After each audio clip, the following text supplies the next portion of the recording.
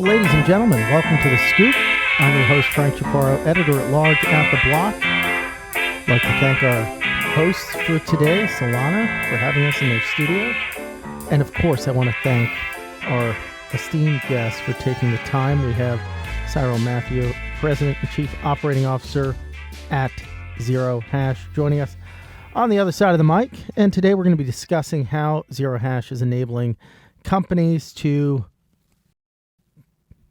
get into the crypto world. We have here seamlessly embed digital assets into their product offering, but that seems I don't want to intimidate our listeners with such heady language. But before we dive in, I want to take a moment to thank our sponsors. This show is sponsored in part by CleanSpark, America's Bitcoin miner. With CleanSpark, you can feel good about investing in the Bitcoin ecosystem because CleanSpark uses low-carbon energy for their Bitcoin mining data centers and is always optimizing their operations to increase energy efficiency and reduce e-waste, all while partnering with the communities they operate in. If you want to support the future of Bitcoin while also supporting the environment, visit www.cleanspark.com to learn more about the CleanSpark way. Well, so, sir, thanks so much for taking the time to join. We were just talking about London. I was just there. You lived in Europe for 10 years. I'm moving to Europe, so you're going to have to give me some pointers on how to fit in. I think I'm halfway there. Maybe a bit more cigarette smoking. It's very big there, from what I can tell. So, walk us through your journey. Right? How'd you end up at Zero Hash? You've been at a number of different companies, Facebook, as well as Coinbase. So you've kind of run the gamut between technology and financial services. And it's probably safe to say that Zero Hash sits somewhere in between. Yeah, no, thanks for having me, Frank. And for the audience, it's Cyril from Zero Hash here. Excited to be with everyone. So yeah, I mean, I was in Europe, as you mentioned, for about a decade. My kind of, won't bore everyone with the details, but my recent history is really just helping tech companies scale globally. It was Facebook when I first went to Europe. It was a few years after that, it was Uber, where Uber was trying to grow into many countries. And I think it's a pretty good analogy to what crypto is going through right now, where there's not regulatory clarity. You're sort of trying to push new markets and pushing new boundaries, although sometimes the regulators have even more scrutiny than they did in the case of Uber. But I tell folks it's at Uber where I caught my sort of quote unquote crypto bug, because I just understood how the challenge of a multinational company having to pay out drivers in like 50, 60 countries, as well as those drivers remitting money back home. And I was still drivers where they were giving a bag of cash to someone that would magically end up home, but minus 20%. And so I started reading about Bitcoin and Ethereum at the time and thought there's got to be a better set of rails that can enable this sort of value movement. Cut the crypto bug, joined Coinbase, went to Stripe. I think the most recent journey Stripe is kind of what exemplifies why I joined Zero Hash. I'd been in crypto for a while, was at Coinbase for a few years, helping them expand the USDC stablecoin.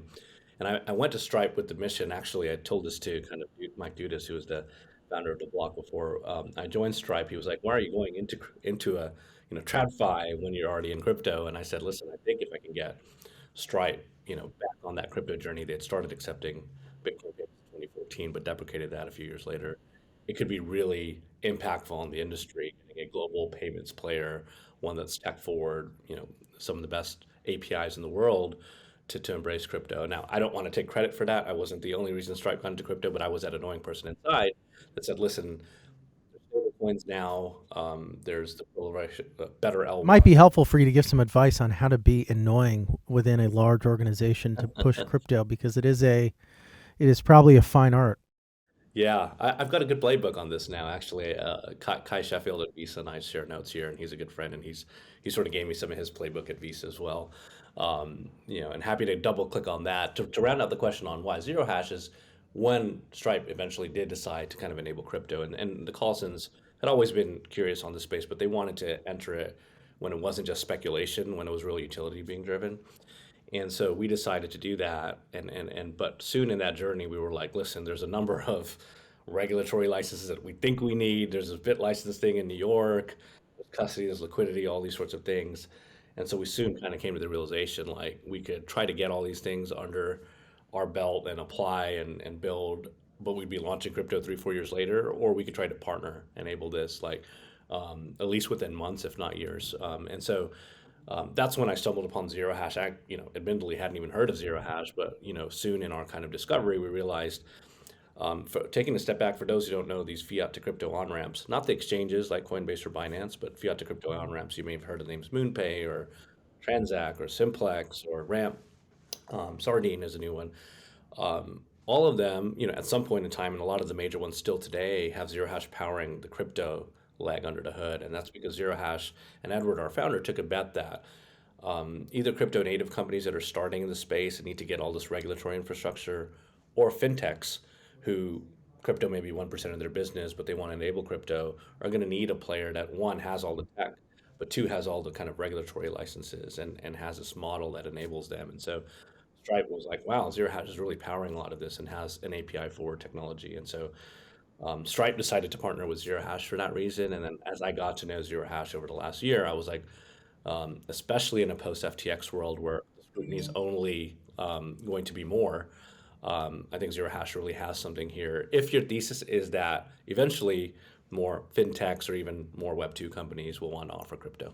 So a long way of answering your question of kind of what took me to Zero Hash. No, it makes a lot of sense. So let's go back to Stripe. Why exactly can't is it the technology, or is it more so the relationships or the regulatory aspect that sort of requires Stripe to partner versus sort of build out some of that connectivity? Yeah, it's definitely not a requirement. I mean, it's always a trade-off when people are going into new area. Any company exploring a new area, you've got this kind of buy, build, partner, right? But like when you think about crypto as much as it should be permissionless and these sorts of things, when you're a financial services company coming to the space, and you're used to safeguarding customer assets, you've got to think about a lot of things. First, on the tech side, you've got to think about the number of assets that I want to offer. If I want to offer even like Bitcoin, Ethereum, and a few stable coins, I've got to have liquidity for it. I've got to have a safe place to store it, so quote unquote custody for it. I've got to then think about if I want to send it, what do the regulators think about that? So if I want to enable Cyril to send to Frank, maybe that's not regulated, but if I want Cyril to, use a debit card to then send it to my MetaMask wallet, some states will say that's money transmission. And so that's when even a company like Stripe that is very well regulated will say, listen, for this sort of exploratory bet like crypto, like, do we want to now undertake all those licenses and start to build a lot of that tech in-house, or should we at least partner and think about, can a partner enable us to validate these use cases first, right? And then maybe eventually you'd build in-house if you think this is a big enough piece of your pie, or maybe not. Maybe the partnership works as well. But that's really why a company like Stripe would do that versus, take 2 or 3 years, build it all in house, get all the licenses, and then maybe that quote unquote bet doesn't work out. And so that's where Zero Hash really makes that step easier. And I think we consider ourselves like the company that can really help bridge so many Web2 companies get into this space. Some of them, we think a small handful, may eventually want to build some of that in house, but a lot of them may say, hey, this works pretty well through a partnership that we can keep enabling. So you kind of have a good sense of like what people are building out there in crypto, because obviously you're sort of providing these rails to many different types of actors, right? Stripe is very different from some of the brokerages that Zero Hash works with. So walk us through, like, where's the puck skating, as it were? What are people coming to you for the same type of marketplaces or companies as they were? I mean, obviously you're relatively new to the firm, but based on maybe some of the insight or input of your colleagues, how has that changed? Yeah, I would say current state versus where it's going. And I've been in crypto for a while. When I've tried to exactly predict where the puck's going, I've typically been wrong. So I'll give that disclaimer. But that being said, the two areas that really we found good fit with at Zero Hash as a company enabling these other business models to enable crypto. You mentioned the two. One is brokerages. And so you have Tasty Trade and the likes of those that are, they're already enabling trading of securities and other things, and they want to have sort of a crypto leg of that. You could say a subset of that is kind of the neobanks who offer different sorts of services but all digitally, and then again would want kind of a crypto service there. So Robinhood's not using that, but Robinhood in the latter case, in the former case, sorry, is another great example of that. The second area is the what I mentioned earlier, these on ramps. So anytime you need to go in and out from fiat to crypto, you start to hit this area where, particularly in a lot of states, especially in New York, that's considered licensed activity. And so that's clear where we have product market fit. Where we're trying to kind of place bets now, and where we see a lot of inbound, even in this crypto winter, is for more and more payment companies or more and more companies that are trying to move value either in one jurisdiction or especially like in jurisdiction to another. So like payroll companies or remittance companies and these sorts of companies are coming to us and saying, hey, we have pretty good products as they are today, but potentially using crypto rails, we can improve if it's payroll or if it's remittance, and kind of as I mentioned earlier, a passion area of mine.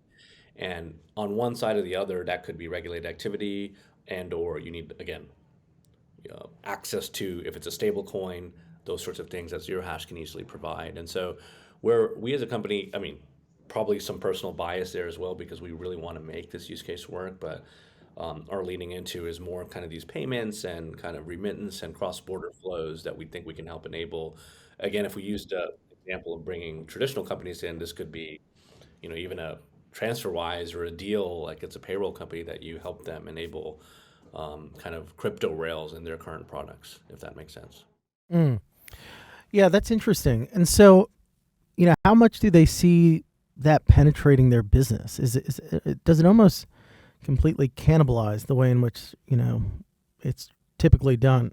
Yeah, it's a great question, and this was when you asked about how to be the annoying person at Stripe. Like, I think this is the point that people internally should be bringing about. Is one, it could be an opportunity, but two, if we as a company, if I'm in one of these companies, I'd be asking myself, can we get cannibalized if we don't act here? So it's in our best interest to actually like try something in this space.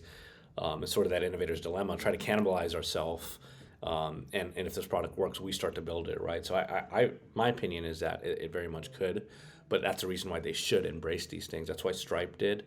I talked to a number of these companies. I briefly alluded to earlier when I was at Coinbase. I was one of the early team members who helped launch USDC. Admittedly, it was too early then, but we talked to a lot of these freelance platforms about this very thing. Said, hey, I'm sure if you're a creator in Vietnam or Argentina or whatever market they're in that doesn't have easy access to Rails, could get paid in the stable coin. Wouldn't you want to try this? And they were like, oh, well, a lot of them were mentioning that we have good margins if we use like PayPal or if we use kind of some of these traditional rails. And so weren't really willing. But I've seen a sentiment change now that kind of these rails have been out for a while, that stablecoins have been used out for a while. Notwithstanding some regulatory clarity that's needed. So I will certainly caveat there's still challenges there. But you definitely have seen a sentiment change from these companies. What's behind that sort of shift in the wind? Because I'm sure they still care about margins. Yeah, but I think it's this kind of fear of being cannibalized is one. I think that's one. Two is I think there's this misnomer that you can't still take commercial benefit if you're using like crypto rails. Everything has to be free or zero. Like I've talked to a few of these companies. Actually, I was in Miami last week at the Bitcoin conference, and a few folks had mentioned that are in this space is that actually you don't even need a cheaper solution if you're providing the quote unquote crypto rail.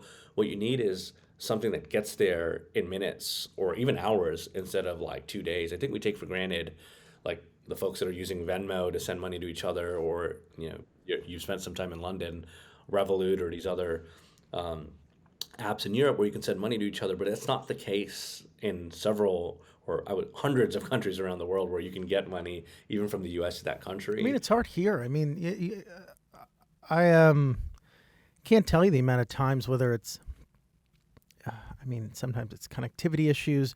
I don't know what's going. Maybe you can explain this to me because this is the world from which you come. I'll try to send money on Venmo and it'll just say, hey, like, sorry, this isn't working. Try again. And just the money's there. The Wi-Fi's connected, and for some reason, sometimes it just doesn't work, and there's no real explanation. Other instances in which it sort of has cut me off, whereas sending USDC never had an issue. It just happens. Do you know what's going on there? Well, I can't say in your specific use case, and you're sending Venmo within the U.S., right? Because I don't think they're right. Sometimes it just doesn't. I mean, it just doesn't work. Obviously, everyone's had an issue with a wire at some point in their life. So, Oh my goodness. Venmo's a little more seamless than a wire, but you kind of you kind of go through this. Maybe it's a scaling a scale of sort of difficulties.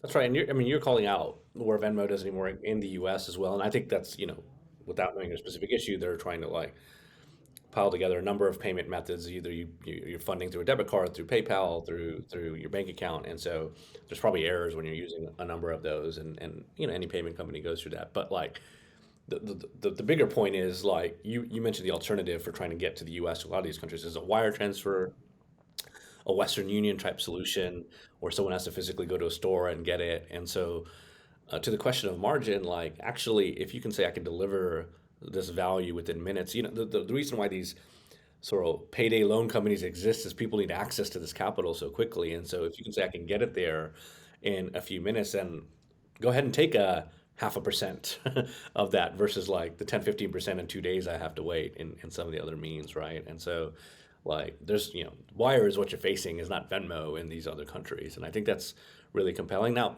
I would say this, like, because I don't want to just be like standing in my soapbox and all of us in crypto always say, oh, remittances will work better. And they still really, we haven't put a major dent into it. I think what's still missing is companies, and this is something why I say we're bullish on focusing in this area, companies really focusing on the on and off ramps. So like right now, like you can send from a crypto wallet to crypto wallet, works well, but as much as we'd all want crypto to be seen as and used as the number one medium of exchange in all these countries, it's not today, right? And so I can't take USDC in a lot of these countries and easily spend it.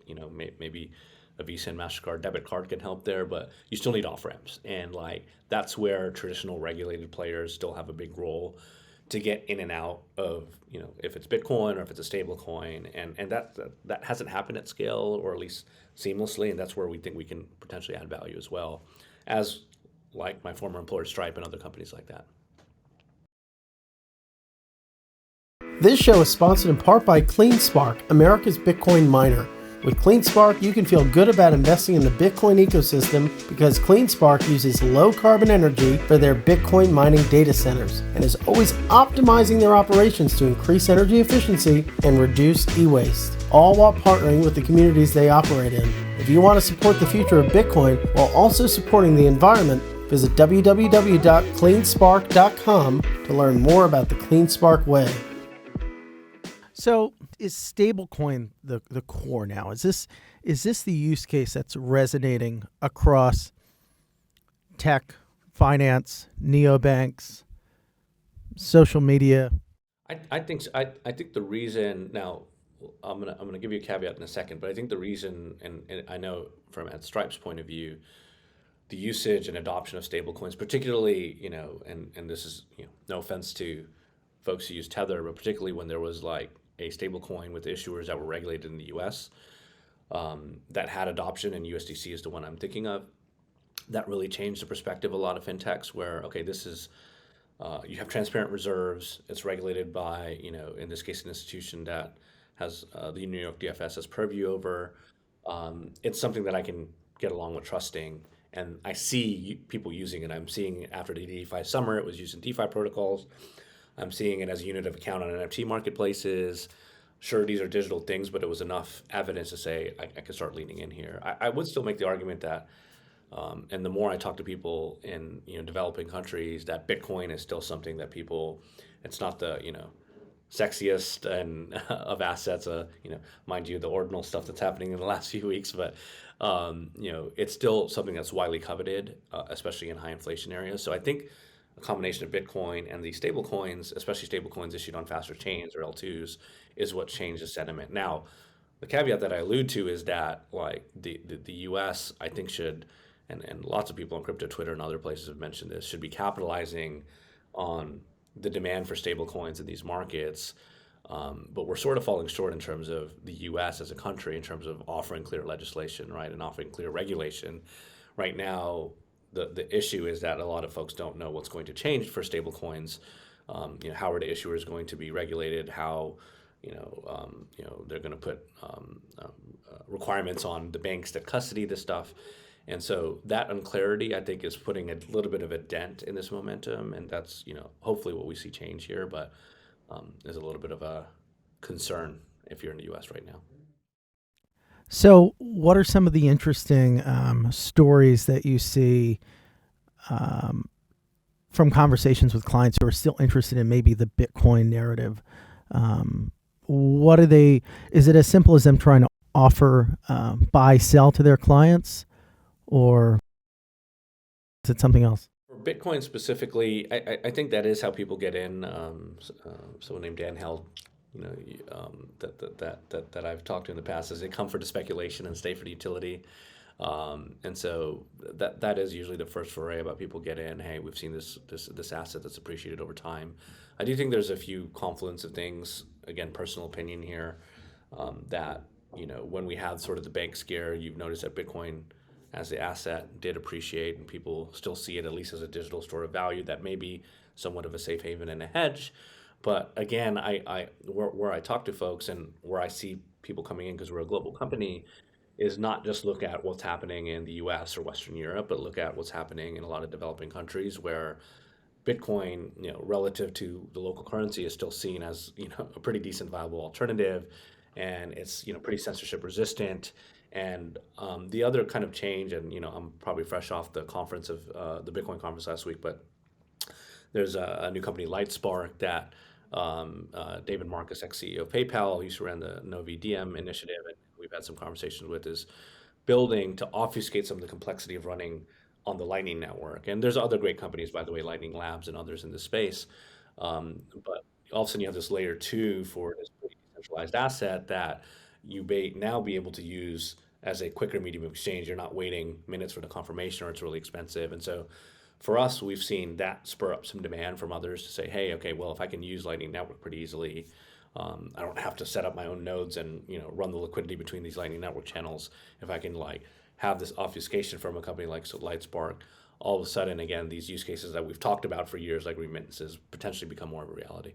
How do you adapt your strategy to meet the sort of changing or murky regulatory environment, or to meet the needs of the different clients that are obviously operating in various jurisdictions? Yeah, at Zero Hash, I am 2 months into the role, so I'm channeling a little bit of Edward, our founder's take before, but certainly my opinion and where I want to take the company moving forward, which is that, to your point about skating to where the puck is going, I've been personally really bad at that in my past in this crypto space.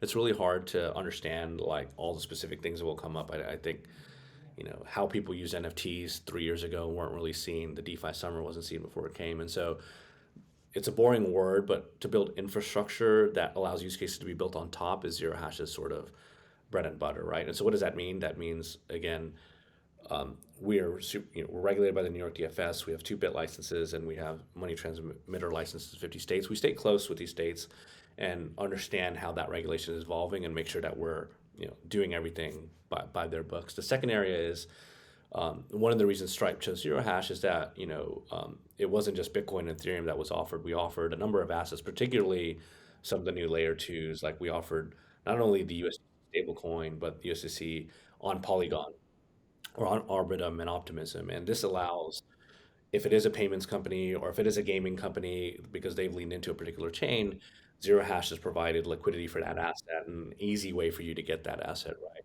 And so that's an example of, hey, we're just providing the infrastructure. We don't know exactly the use case, if it's a specific gaming thing, if it's a remittance thing, if it's just trading for speculation, whatever it is, we're going to provide the plumbing for it, right? And so if we do that, we feel like these use cases are going to come find us versus us having to go find the use cases. And that's really why we've succeeded so far as a company and kind of our strategy going forward. Makes a lot of sense. Point 72 is a big investor. I'm sure you're speaking with them or other types of firms of that caliber.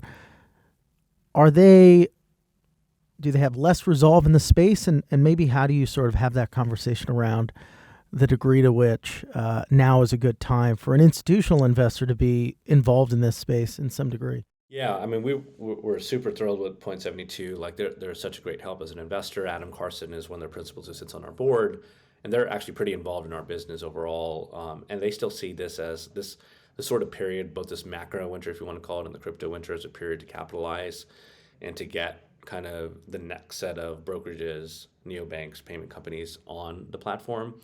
I would say, now taking a step back, the reality is a lot of the institutions that have been wanting to invest more into space, and potentially them, if they were just starting at this point, would probably have some pause because of what I mentioned earlier, where the U.S. doesn't seem to be able to pass any legislation for that matter, let alone crypto legislation and clarity. We've heard comments from the administration just even this past week, as it relates to the debt ceiling, and so a lot of this uncertainty is preventing larger institutions, I think, from taking the next step. Now, we do know that we have conversations actively, and we know that that's what we're betting as a company, that we think in the next 2 to 3 year time frame will be fine.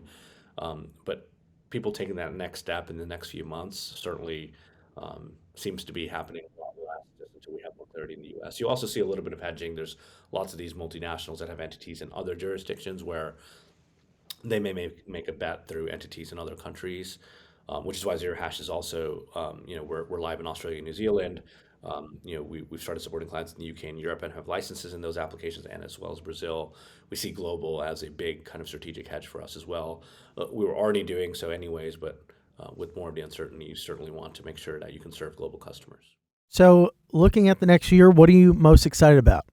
I would love to say if I had a crystal ball, it would be, regulatory clarity, but I can't say that. So, what I'm most excited about, this sounds super cliche, but I was at Coinbase during the crypto winter. I actually, when I was trying to help Stripe get into crypto, it was also before the prior bull run had started. And now we're in a winter at Zero Hash, and I would say the people who are building now today, and after kind of the FTX and a lot of the stuff that happened last year, some of the, you'll never get all the riffraff out of the space, but some of that has been cleared. I'm most excited that those people who are in the space now are actually trying to build for value, trying to build for utility, not just like, quick short-term wins. And I've seen that come to fruition again. When I mentioned that we were launching USDC at Coinbase, actually the first year or two, I personally thought, man, this thing's not going to work because we're not getting market share from Tether, and we're not sure if people want to use this. But actually, you fast forward to 21 when the DeFi summer happened, you saw this being a really used asset within the space in that next bull run. I also think things that we're building at Zero Hash today, and quite frankly, anyone who's building for value in the space will have value and will sort of see the fruits of that labor in the next year or two. But we've got to be patient and play the long game. So I didn't answer your question on the specific, but what I'm trying to say is people who are building for value today, I think it's going to pay off in the next few years. So, what is your advice to all of us operating? Is it a winter? Is it a thawing winter going into spring? Just in a period of time where we're quite a ways away from the highs. Playing the long game, and you can't predict where regulation is going. I mentioned I was at Uber before, and Uber couldn't do that when they were getting into new countries, and how the taxi lobby would respond. You want to find a product that people find useful and that people want to use. You want to try to be solving real world problems, and so everyone in crypto, like I mentioned earlier, loves to talk about remittances and it will solve this. Well, like put the actual rails down and put the solutions down that will solve it. We haven't solved it yet, to be frank, right? And so if you're building for real world problems, like, my advice is that will pay off in a few years. You can't, regulation may sort of pivot the way you have to go in that meantime, but no one has a crystal ball to predict it. So I opt for building for value, and I think that will pay off over time. And that's what we're doing at Zero Hash. Fair enough. Well, thank you so much for taking the time to join the show. Thanks, Frank, for having me. Been a long time fan. Where can we learn more about what you guys are working on? We're at zerohash.com, at zerohashx on Twitter, crypto as a service provider. Follow us on Twitter or LinkedIn and go to the website. I'm at Cyril Mathew. If anyone has specific questions on Twitter, feel free to DM me or give me a shout. We're looking to bring anyone who wants to offer crypto in a regulated, compliant way along with that journey. So we'd love to hear from you. Thank you, Cyril. Thanks so much. Thanks, Frank. Appreciate it.